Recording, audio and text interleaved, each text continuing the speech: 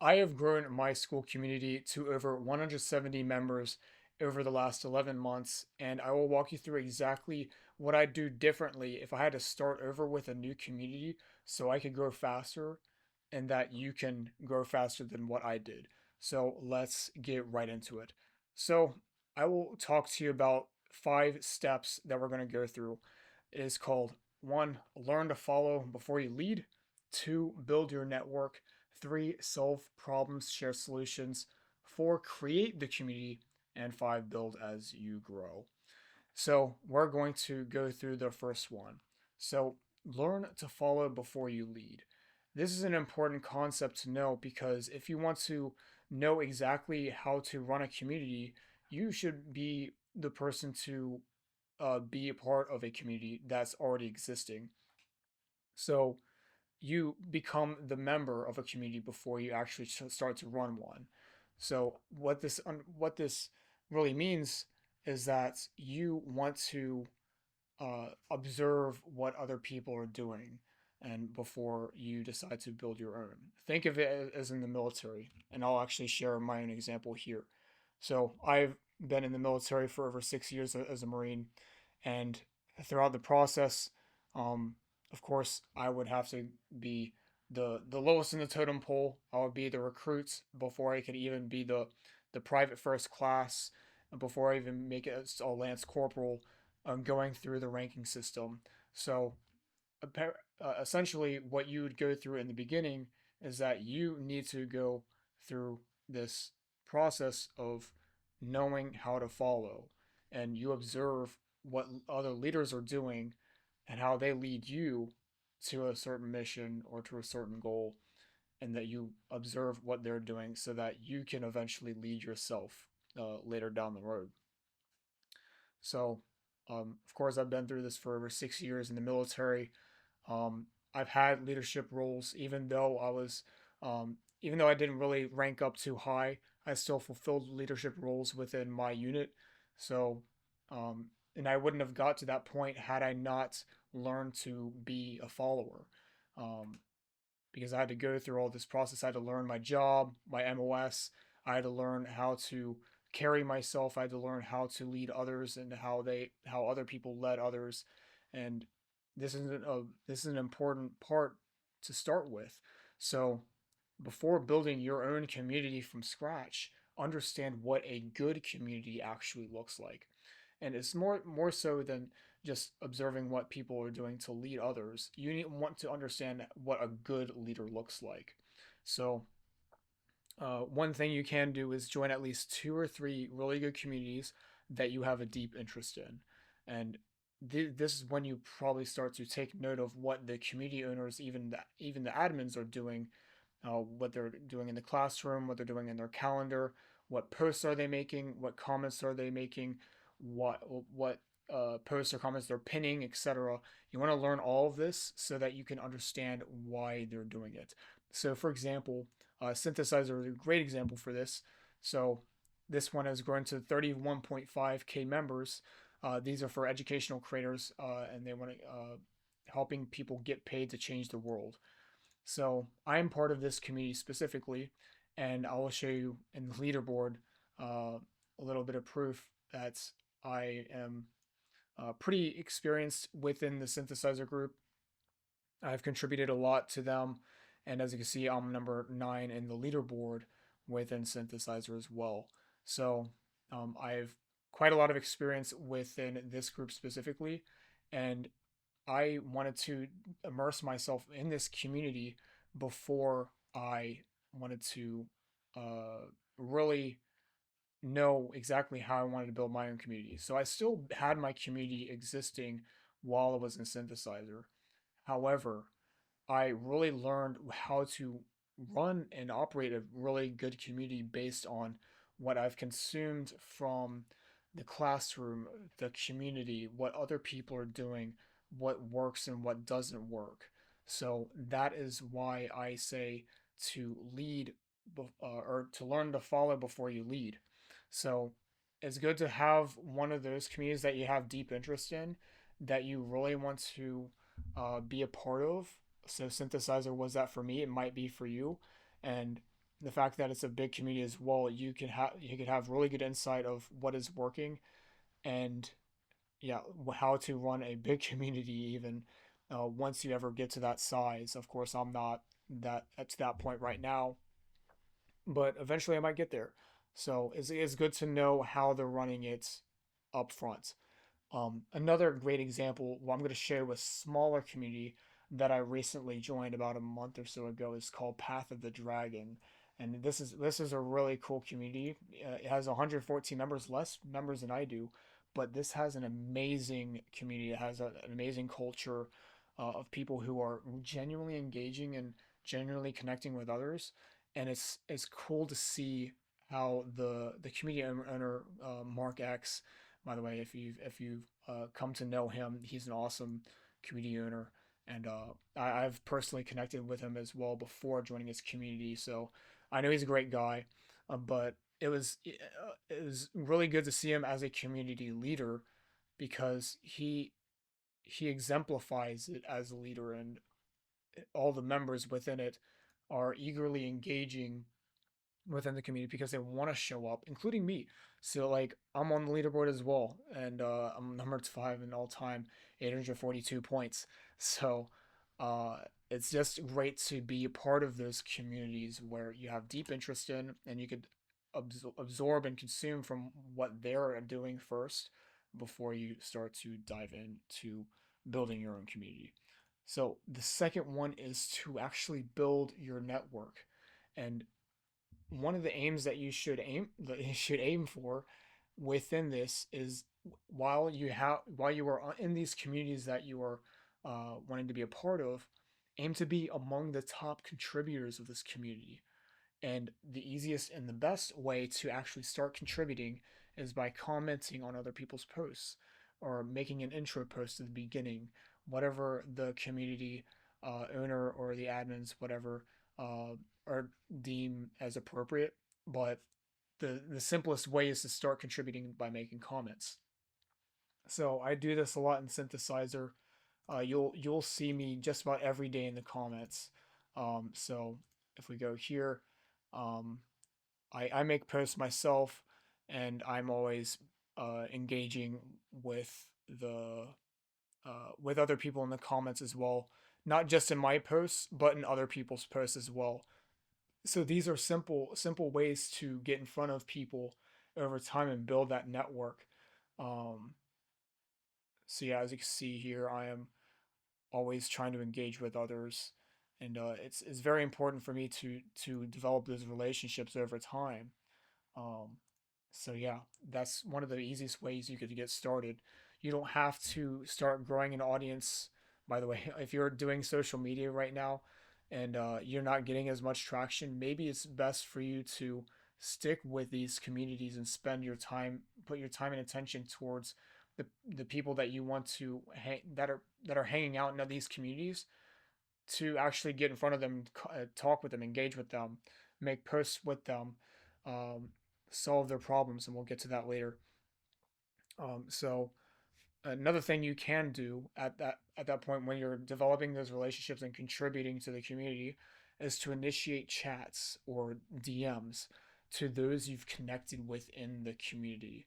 So what this can look like is that if you uh, say, let's go to back to synthesizer. So say I make a post or something and make a really engaging post. This one got 44 likes as my last post as of a day ago.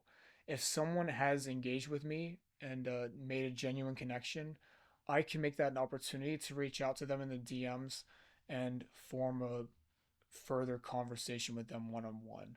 It's good to have those more personal connections rather than like the community side is great, but having those more personal connections so that you can uh, be more closely tied to more people within your network.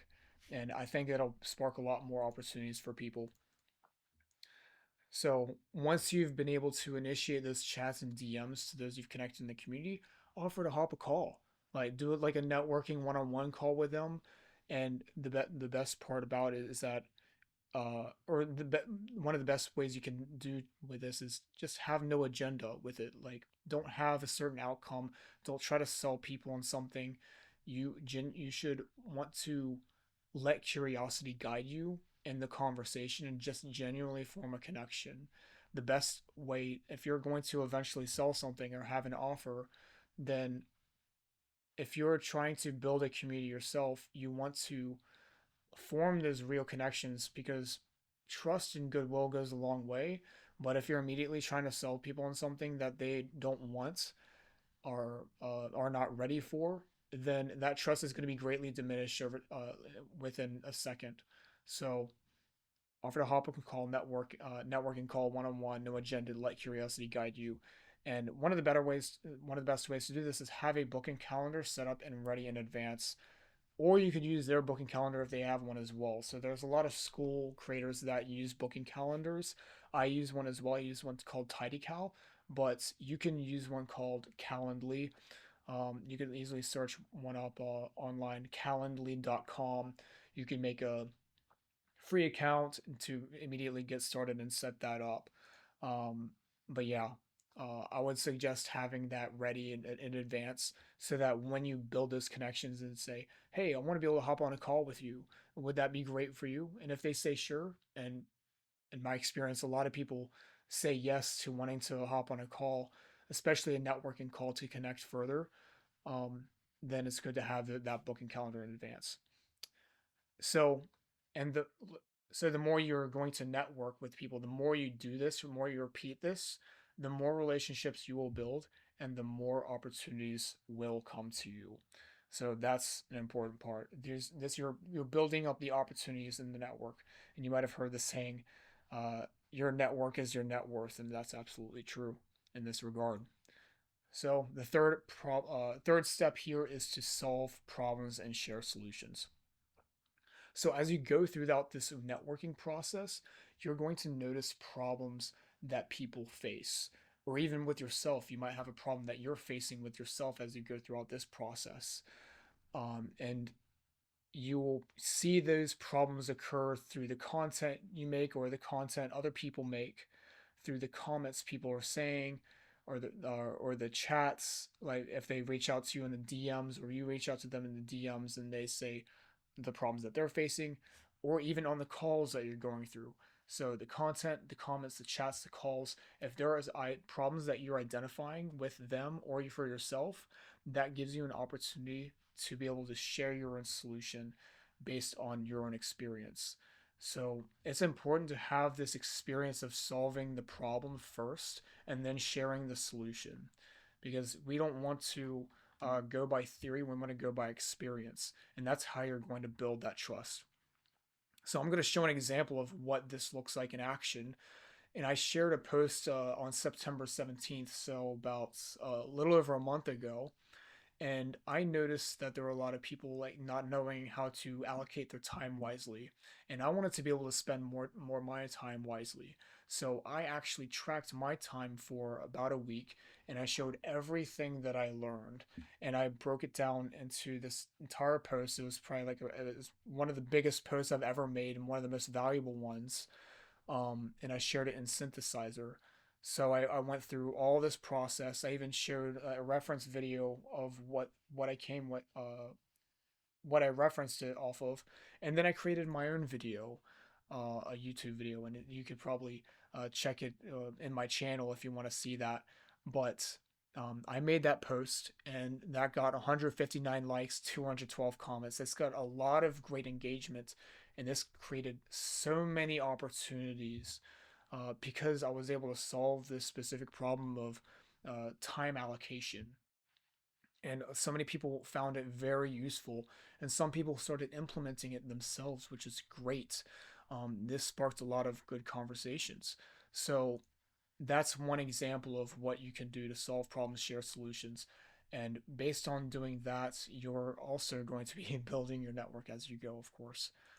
Um, so once you've been able to go through that networking process and solving problems and sharing the solutions, you can at this point start creating the community that you desire.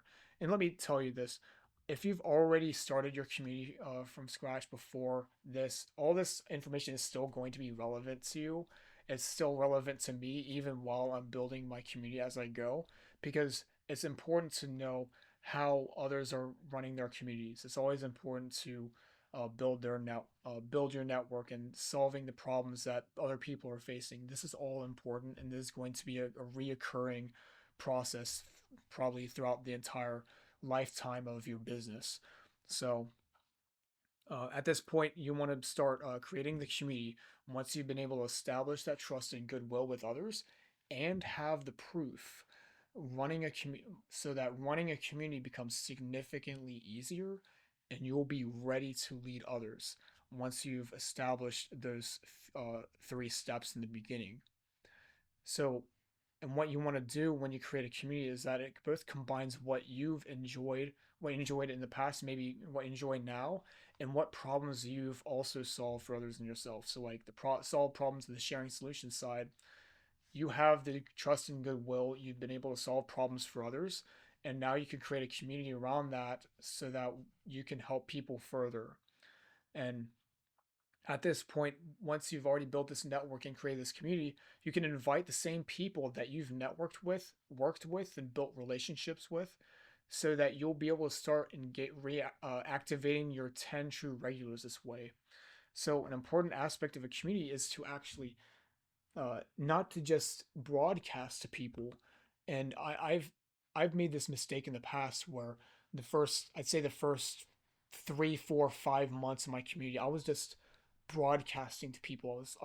I was providing value. I thought I was doing the right things, but I wasn't really engaging with other people, at least in my community. I probably had good 20, 30 members in the beginning. It was pretty slow at first, and like barely anyone paid attention to what I had to say. And I didn't form the genuine connections. I may have formed a few genuine connections, but like not enough to justify having a real, authentic community in the beginning. So this is very important to do these steps that I mentioned before, so that once you have that community, you could create those 10 true regulars that make your community thriving and engaging. And even if you had a community of a thousand, 10,000, 100,000 people, even just having 10 people in your community can make it feel alive and thriving. So, like, just even having 1% of people, like 10, like, if you had 1,000 members in your community and you had 10 true regulars, that's just 1% of people. But they're still going to make it alive and thriving. They're carrying the community because they genuinely want to be there. They love what you have to offer. And it's just, it's going to be, it's contagious. Like people are going to notice that. And not only that is going to boost your discovery rankings, you're going to get in front of more people. People are going to say good things about you, all of this. So like all of this are downstream of building those connections. And that's when you're able to start creating a good community. And I'd say the fifth one is to build as you grow. So upon starting the community, the last thing you want to do is try to fill up the community and the classroom and the calendar with things that people don't actually want. This is another problem that I faced in the beginning, is that I was trying to create things that I thought people wanted. I was doing everything in the classroom. I was building these courses, trying to give as many resources as possible, and I spent months doing that. I spent hundreds of hours, like just researching and developing and building these skills that were for naught. Um, no one really cared about it. No one really cared about the classroom section, and therefore they didn't really care about the classroom either because I wasn't paying attention too much to the community side. Um, so that is an important aspect as well. You want to prioritize the community first so that you can understand what is that they need and get that feedback so that you can start building things as you go, as you understand what people are going through. So let the community communicate what they want, then deliver only when they've expressed their needs. That's an important aspect. And that's, to me, is the 5 steps to start a new Skool community from scratch. This is exactly what I would do if I had to start from the very beginning. And if you are a Skool creator right now who is overwhelmed online, distracted, you don't know what to prioritize, I'm currently have 5 spots open to work with me one on one to help you grow your community to 100 qualified members in 90 days so that you can eventually go full time doing what you love. And if you're curious, there's a link to apply in the description. First come, first serve. And if you've made it this far, I appreciate you watching the video and I hope you have a blessed day. Have a good one.